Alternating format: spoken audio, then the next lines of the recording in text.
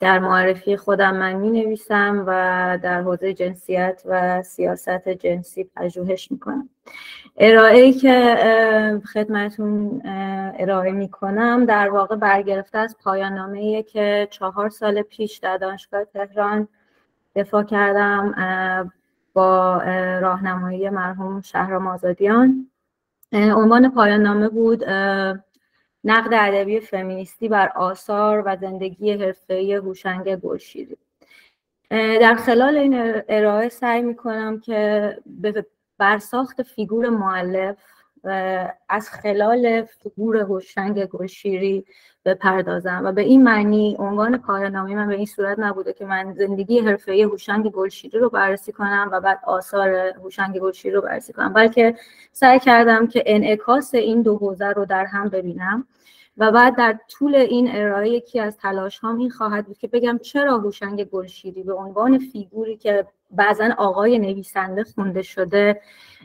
زمین بسیار مساعدی رو برای ما فراهم میکنه که از خلالش بتونیم به شکل توامان ادبیات معاصر و مسئله جنسیت رو بخونیم و همینطور به طور توامان متنیت و آنچه در متن هست رو و مناسبات مادی تولید متن رو با هم بخونیم. یکی از این یعنی چند تا از این دلایل انتخاب گلشیری رو اگر بخوام بگم اینه که گلشیری هم یکی از پرکارترین نویسنده های معاصره و هم جلوه‌ای که به عنوان یک فیگور ما از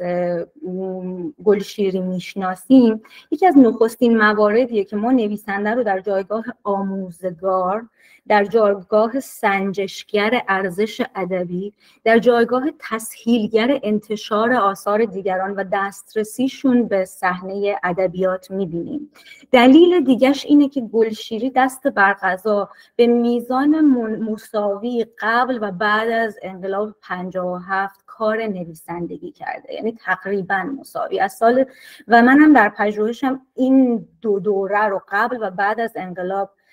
در خوندن زندگی حرفه‌ای و آثار گلشیری انتخاب کردم که میشه از سال 39 با داستان چنار تا سال 1356 و سخنرانی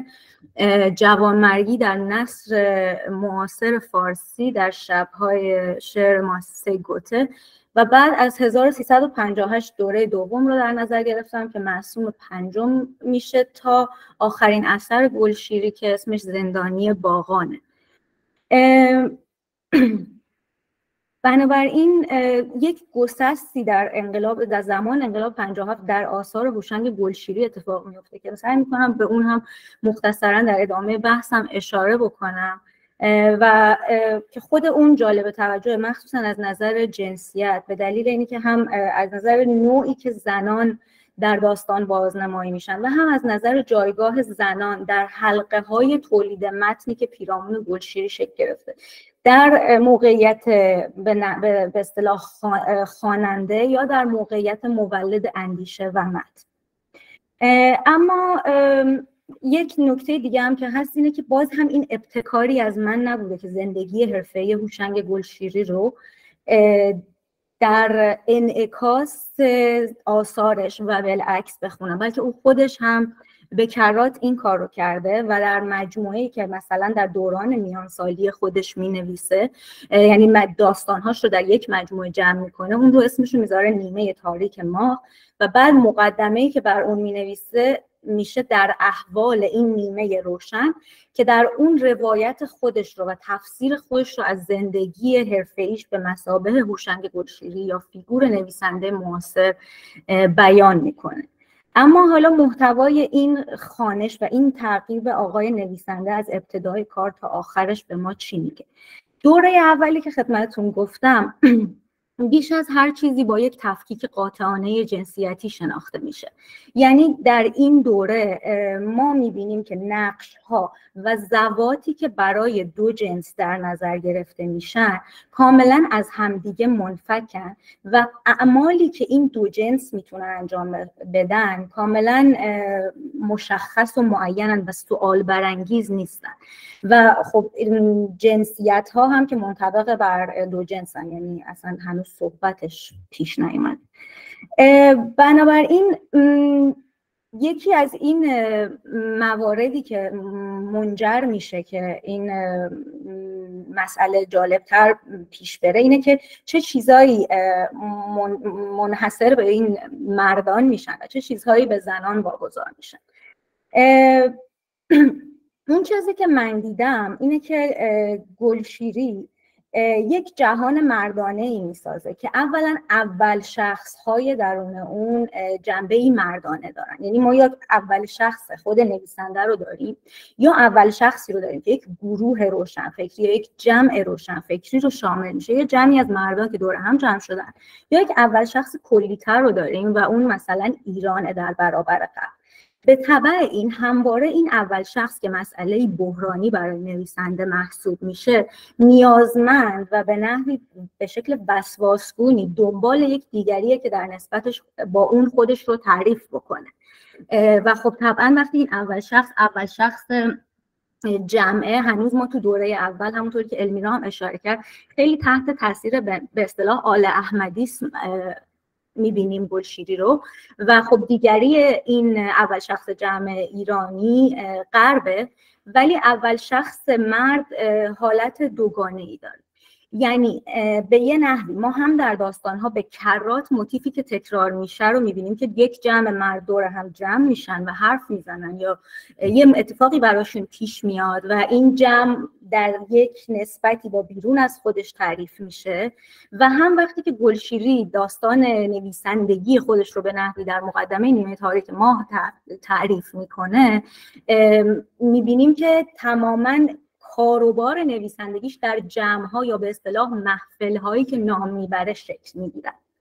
اگر بخوام بیشتر توضیح بدم، گلشیریش آغاز کار نویسندگیش رو تا انقلاب 50 تا در چند تا محفل خلاصه میکنه و در 25 صفحه این مقدمه 11 بار از عبارت حشر و نشر بهره میبره و حشر و نشر به نحوی میشه یک مکانیزمی که مردان در این جمع‌ها میتونن به همدیگه دانش رو منتقل کنن یا میتونن با همدیگه وارد رفاقت یا رقابت بشن، به نحوی مبادله فکری و منازعه فکری، اندیشگی تماما بین دو تا سوژه مرده که فقط میتونه اتفاق بیفته. اما یک تمایز دیگه باز بین این جمع‌های مردانه درون خودشون وجود داره و اون یک سوژه ویژه و متفاوت با دیگرانه. در طول این پژوهش من از این سوژه ویژه به اسم خود مردانه یاد کردم. خود مردانه چیه؟ باز در این بینابینیت زندگی حرفه‌ای و اثر تعریف میشه. مثلا شما در دوره اول اگر داستان‌ها و رمان‌ها رو در نظر بگیرید، اینا 26 موردن و در 25 مورد از این 26 مورد ما یا شخصیت اصلی مرد داریم یا راوی اصلی مرد داریم. توجه کنید که آثار گلشیری عمدتاً یا از زاویه دید اول شخص نوشته میشن یا سوم شخص محدود، به این معنی که یک شخصیت خاص دنبال میشه و همواره یکی از این دو مرده. تنها موردی که ما راوی داریم در دوره اول که مرد نیست یک دختر بچه است در اثر عروسک چینی من که در واقع فقدان پدرش که یک زندانی سیاسی هست رو روایت میکنه. اما این خود مردانه چیه که متمایز از جمع دیگران قرار میگیره و کم کم از مجموعه داستان اول گلشیری مثل همیشه به بعد حضور پررنگتری پیدا میکنه. این خود مردانه جایگاهی داره که هیچ وقت دچار تحول بنیادین نمیشه. در وهله اول ناراحت میشه، عاشق میشه، اتفاقاتی براش میفته، ولی سوژگی او هرگز زیر سوال نمیره. به این معنا همواره هم یکی از این سه مورد معمولا یا نویسنده است مثل خود گلشیری، یا فعال سیاسیه و یا هنرمنده و به نحوی بقیه اعضای داستان خودشون رو با او تعیین میکنن یا بقیه افراد به او مراجعه میکنن تا چیزی رو بهشون یاد بده یا چیزی رو براشون توضیح بده. یکی دیگه از امتیازات انحصاری این خود مردانه امتیاز دیدنه و این موتیف دیدن در آثار گلشیری خیلی نقش پررنگی داره. در رویکرد گلشیری به ادبیات هم نقش پررنگی داره. گلشیری همواره از یک واقعیت صحبت میکنه. خودش رو نویسنده هوادار رئالیسم و بعدها رئالیسم ایرانی در برابر رئالیسم‌های وارداتی سوسیالیستی یا جادویی عنوان میکنه که واقعیت رو قرار خلاف اون چیزی که همگان میبینن ببینه و بعد قرار نیستش که نسبت خاصی با این واقعیت برقرار کنه، بلکه قرار این واقعیت رو جور دیگری صرفا روایت بکنه. یک مکانیزمی که در آثار گلشیری و در گفته های مستقیمش، منظورم مصاحبه و یادداشت، شکل میگیره اینه که دیدن میدهد نوشتن، نوشتن ابزاری است برای شناخت. پس ما با یک چرخه‌ای رو بریم که از دیدن، امکان دیدن شروع میشه، به نوشتن میرسه و بعد از نوشتن به شناخت میرسه. مثلا اینکه کریستیان رکید رو نوشتم که ببینم آیا عاشق بودم، فلان داستان رو نوشتم که ببینم به چه فکر میکردم. و در تمام این تفکیک‌هایی که گفتم، نه در محافلی که گلشیری تا 57 نام میبره و نه در موقعیت‌های داستان این امتیاز دیدن، نوشتن و شناختن شامل حال زن نمیشه. پس زن چی کار میکنه در این داستان‌ها؟ نکته جالب توجه اینه که اصولاً در 26 موردی که گفتم فقط 15 مورد اسم شخصیت زن وجود داره و فقط از این موارد یک اسم فامیلی وجود داره، در حالی که مردان داستان همه با اسم فامیلی که در واقع یک نوع اتیکت حضور در حوزه عمومی هستن ظاهر میشن. ما فقط یک مورد یا نهایتاً 2 مورد اسم فامیلی میبینیم که شخصیت‌های اصلی نیستن، اما در برابر چی داریم؟ 50 مورد حداقل توصیف جسمانی بدن زنان رو داریم. و این توصیف جسمانی توصیفی نیستش که فرض بکنید مثلا یک کاشت و برداشت روایی درش اتفاق بیفته که مثلا اگر من اینجا سینه یه زن رو توصیف میکنم یا بازوی سفیدش رو توصیف میکنم قراره در داستان برای این اتفاق بیفته. نه، این توصیف برای توصیفه که انه مخاطب مرد پیشا پیش قراره از این موضوع لذت ببره و نویسنده من هم توصیف جنسی رو کافی میدونه. از این نظر جالبه که بسامد بسیار بالای توصیف جنسی وجود داره در آثار گلشیری، ولی به همون میزانم به تعداد زیادی محدودیت وجود داره برای توصیف جنسی. یعنی فتیشیسم خیلی آشکاری وجود داره، اعضای بدن مشخصی و قواعد بازنمایی مشخصی هم وارد دنبال میشن. بنابراین ما زن رو در دوره اول گلشیری با دوگانه‌ای میبینیم که میتونیم با دوگانه فخری و فخرالنساء 2 تا شخصیت اصلی در واقع زن شازده احتجاب نام ببریم ازشون. یک سر این ماجرا یک جسمیت محض رو نشون میده، یک سنگینی. معمولا فیگور کلفت مثل فخری سطح عالی این جسمانیت محضن و بعد در یک سر دیگه طیف ما زن بیش از حد ایدئال شده رو میبینیم که میشه اون طیف فخرالنساء که حالا یه ذره بیشتر سرش مکس میکنیم. اما به طور کلی این جسمانیت محض یک سرش میشه سرباری، سنگینی، ولی یه سر دیگه‌ش هم میشه برطرف کردن نیازهای مرد، چه در قالب فیگور کلفت چه در قالب فیگور روسپی که نیازهای جنسی رو برطرف میکنه. ولی از اون طرف ما مثلا همین جوری که المیرا هم اشاره کرد کارکرد استعاری زن رو میبینیم، زنی که قراره چیزی بیرون از خودش رو نشون بده و اساسا این جسمی نداره، یا مثل مورد فخرالنساء که موردیه که گلشیری خیلی ظاهرا خودش براش مهم بوده. در مصاحبه‌ای در سال 1348 از این نام میبره که فخرالنساء عقده همه ماه. فخرالنساء داستان رو میتونه دگرگون کنه برخلاف بقیه داستان‌های این دوره حداقل. و ویژگی فخرالنساء چیه؟ اصطلاحاً از عینک استفاده میکنه و عینک المانیه که همه مردها فقط داشتن توی این دوره اغلب، ولی فخرالنساء قابلیت دیدن پیدا میکنه و این قابلیت دیدن به نوعی دست انداختن به امتیاز دیدن برای آقای نویسنده خود مردانه داستان رو هم که شاهد احتجاب و در احتجاب هست دچار تشویش بنیادین میکنه. یعنی اینکه فخرالنساء موقعیت یک بیگانه رو کماکان در این موقعیت تفکیک شده جنسیتی داره، اما بیگانه خطرسازیه، بیگانه‌ایه که میتونه بخواد این جایگاه قدرت رو ادعا بکنه. الان با توجه به اینکه وقتمون خیلی کمه، من سریعا فقط برم و تزم رو از همین از ابتدای کار بگم که به عقیده من بعد از گسستی که توی انقلاب 57 در محیط زندگی گلشیری و در شخص گلشیری، زندگی خانواده گلشیری پیش میاد، این دوگانه تغییر میکنه و جای خودش رو به دوگانه دیگری میده که در آینه‌های دردار، رمان آینه‌های دردار خودش رو نشون میده. جالبه که یک مصاحبه که فرزانه طاهری همسر گلشیری انجام میده اینه که گلشیری پیش از ازدواج با من با زنی مثل من برخورد نکرده بود. نکته اینه که فرزانه طاهری وقتی با گلشیری ازدواج میکنه 21 سالشه و یک زن خب دانشجوی، احتمالاً یک شخصیتی از خودش داشته و گلشیری 42 سالشه و این برای ما گویاه که یک نویسنده، یک روشنفکر در 42 سالگی خودش هرگز با زنی با این شرایط مواجه نشده باشه و این گویای جامعه اطراف اون نویسنده هم از گویای فضای روشنفکری اطراف اون نویسنده هم هست. اما در 57 چه اتفاقی میفته؟ دیگه فضایی که پیش میاد، یعنی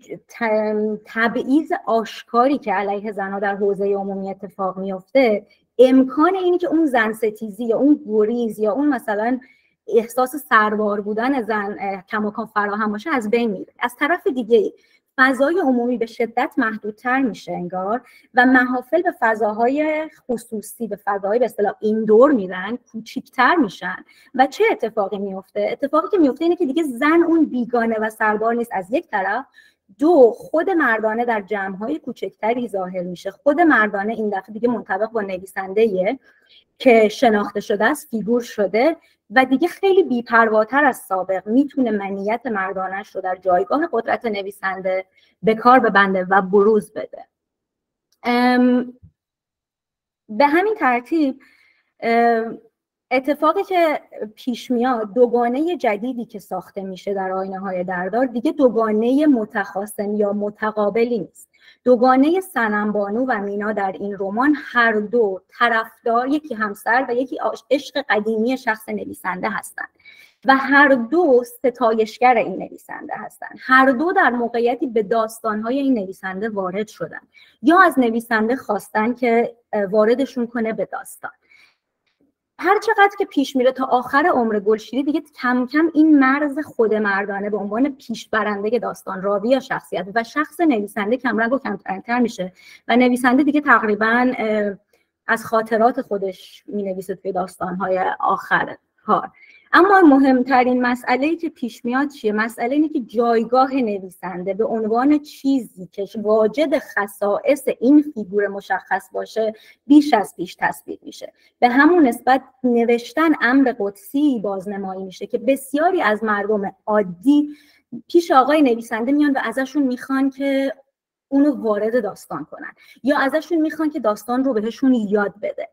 خلاصه ای که بخوام از حرفم بکنم اینه که جایگاه قدرتی که نویسنده میسازه در نهایت بسیار مهمتر از سیر این دوگانه است. یعنی در نهایت حتی اگر که زن دیگه دچار زن ستیزی نباشه، زن به جایگاهی برسه که میتونه مثلا طرف صحبت مرد هم در داستانها قرار بگیره، کماکان انگار فاصله بیشتری با جایگاه خودآگون نویسنده براش باقی میمونه و در یک دوگانه‌ای قرار میگیره که ناچار بین حذف و ادغام انتخاب بکنه، یا خودش رو از خصایص تنانه خودش خالی کنه، تشبه به جویه به اصطلاح نسبت به شخص و نویسنده مرد، یا به این حذف شدن تن بده و اساساً در جایگاه مخاطب، ستایشگر و غیر باقی بمونه. متاسفانه وقت خیلی کمه و نمیشه بیشتر از این از ظرافی که وجود داره در این سیر تغییر و تحولات سخن گفت، ولی خب کماکان فکر میکنم خیلی از آدم‌هایی که فضای نوشتاری رو در ایران تجربه کردن اینو میدونن که فیگور نویسنده به هیئت گلشیری کماکان زنده است در فضای ادبیات و کماکان این تکرار، این فروبستگی و این سوژه های اول شخصی که زیر سوال نمیرن به قوت خودشون باقیان و نقشی ورای سانسور در هر دو حکومت پهلوی و جمهوری اسلامی در خفه کردن ادبیات اقلیت دارن که به نظر من پرداختن بهشون مهمه. از این نظر که ما هنوز که هنوزه، خصوصا بعد از اینکه انقلاب زن زندگی آزادی رو هم تجربه کردیم، سابقه ای از تاریخ نداریم که توی اون گوینده زن پذیرفته شده باشه، توی اون زن در شکل خیلی فعالی بجز مکمل، بجز هیچ، بجز سربار و بجز کلفت یا فرشته خانه هر کدوم حاضر شده باشه و بجز اون گفتگوی زن با زن هنوز میسر و فعال نشده. خیلی ممنونم که گوش دادین.